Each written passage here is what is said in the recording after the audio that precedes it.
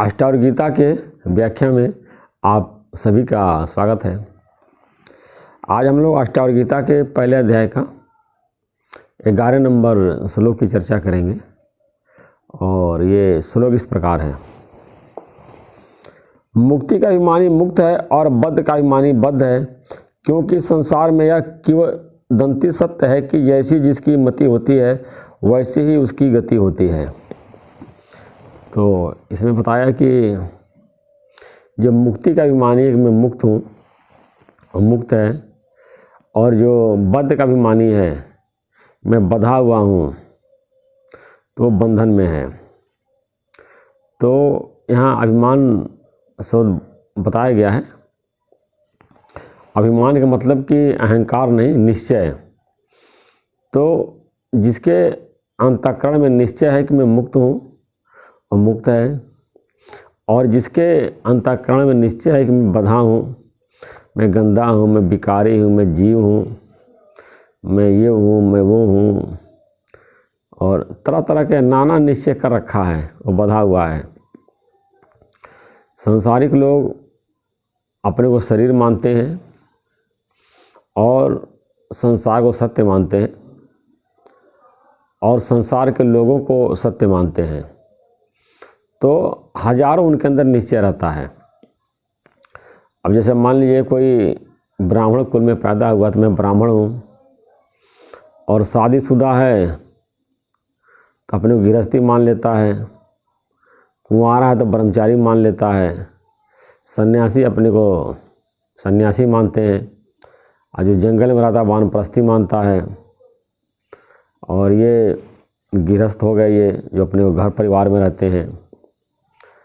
अब कोई ब्राह्मण कुल का मानता है तो कोई क्षत्रिय बोलता है, कोई कहता है तो मैं शूद्र हूँ, तो कोई कहता है मैं वैश्य हूँ, और या मैं गरीब हूँ, या मैं अमीर हूँ, या मैं दर्जी हूँ, या मैं माली हूँ, या मैं चाचा हूँ तो मौसा हूँ तो फूफा हूँ तो बुआ हूँ।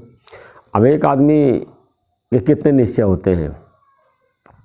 और परिवार में है तो किसी का भाई है, किसी का पति है, किसी का बाबा है, किसी का चाचा है, किसी का मौसा है, किसी का नाना है, किसी का फुफ्फा है, अब चचेरे, ममेरे, फुफेरे, मौसेरे, तरह तरह के वो भाई है।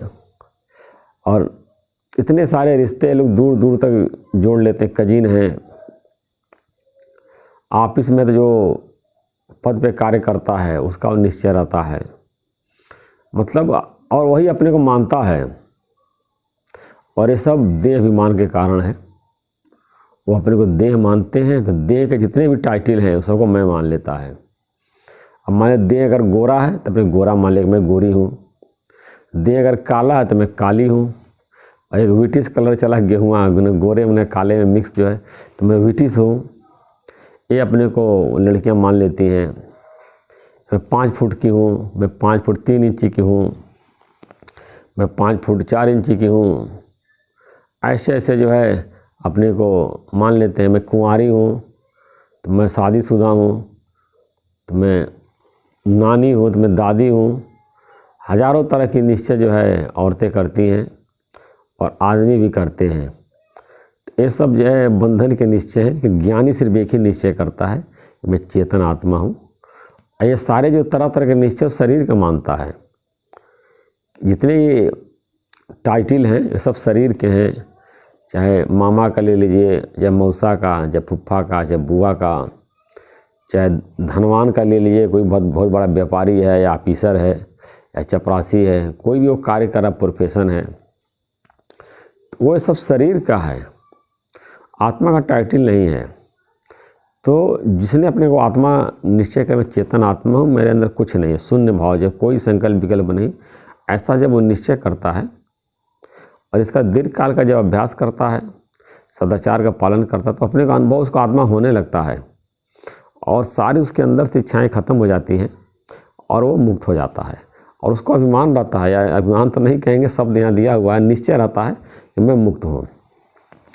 अब ये बाहरी कोई भी पहचान नहीं है कि कोई मुक्त है, कोई बंधन में है, या कोई गेरुआ वस्त्र अगर पहन ले जो समझे कि हम मुक्त हो गया हूँ, ऐसा नहीं है।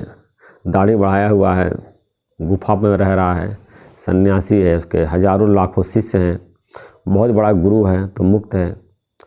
कोई घर में है, नौकरी कर रहा है, बाल बच्चों को पाल रहा है, कोई उसके शिष्य नहीं है, तो बंधा हुआ है। तो बंधन और मुक्ति का संबंध मन से है। अगर मन में आपकी कोई इच्छा है तो आप बंधन में हैं, मन में कोई इच्छा नहीं है, आपकी सारी इच्छाएं समाप्त हो गई हैं और आत्मा आनंद में आप मग्न हैं, तो आप मुक्त हैं। तो कोई व्यक्ति मुक्त है नहीं है, इसकी कोई भी बाहरी पहचान नहीं है, वो व्यक्ति खुद जानता है। आगे श्लोक में क्या बता रहे हैं, क्योंकि संसार में क्योदंती सत्य, जैसी जिसकी मति होती है वैसी ही उसकी गति होती है। अब ये संसार में कहावत है, जैसी मति वैसी गति। क्योदंती मतलब कि कहावत जो है, तो अंत में हमारा जैसा निश्चय होता है हमारी वही गति होती है। अंत समय में अगर हम अपने आत्मा में स्थित हैं और अपने को आत्मा अनुभव कर रहे हैं और कोई हमारे अंदर इच्छा नहीं है, तो हम मुक्त हैं, जीते जी मुक्त है। जो जीवन मुक्त है वही बुद्धि मुक्त है, और जो जीवन मुक्त नहीं है बुद्धि मुक्त भी नहीं हो सकता है।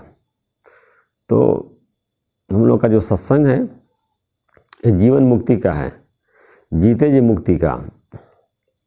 मरने के बाद कोई मुक्त हुआ नहीं हुआ कौन जानता, किसने उसको देखा कि उसकी मुक्ति हुई उसकी नहीं हुई।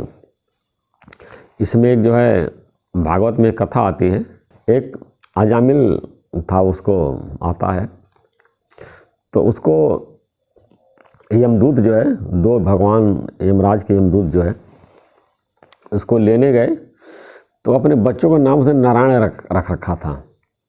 और थोड़ा बहुत पहले से ज्ञानी भी था वो, कि बच्चों को नारायण बुलाते बुलाते जो है अंश में भी हमारी स्मृति नारायण की बनी रहेगी। तो वो जैसे यमराज आए तो उसको प्यास लगी, प्राण जब निकालने लगे तो कहा कि नारायण, चिल्लाने लगे, आप पानी ले, नारायण नारायण चिल्लाने लगा। तो भगवान के पार्षद भी पहुंच गए, क्या ये तो अंत समय में नारायण का नाम ले रहा है इसलिए बैकुंठ जाएगा, अब तुम लोग यहाँ से जाओ। तो यमदूतों ने कहा हमको यमराज ने भेजा है, हम लोग इसको ले करके जाएंगे, ये बहुत पापी, इसने बहुत पाप किया, इसको नरक में जाना है। तो यमदूत को पार्षदों ने कहा कि नहीं आप लोग जाइए, इसने अंत समय नारायण का कोई भी नाम लेता है वो सीधा बैकुंठ जाता है।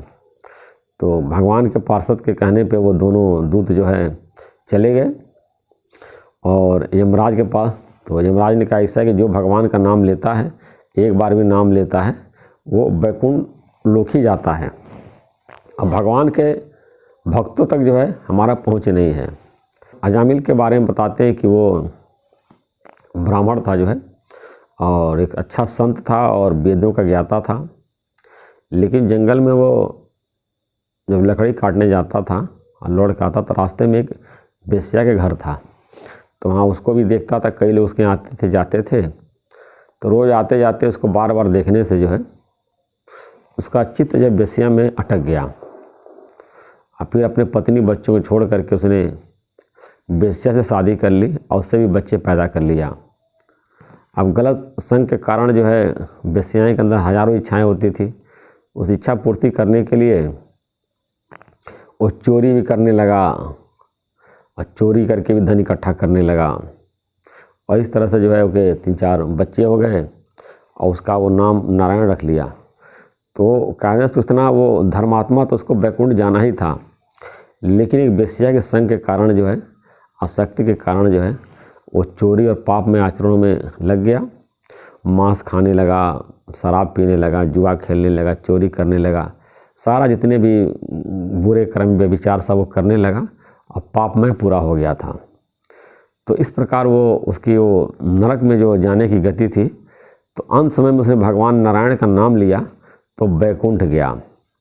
उसके बाद जो है वो भगवान के पार्षदों की प्रेरणा से जो है दोबारा वो अपने वो बेश्या को बच्चों को छोड़ करके और जंगल में तपस्या किया, ध्यान साधना किया, और फिर अपने आत्म स्वरूप को प्राप्त करके वो मोक्ष को प्राप्त हुआ।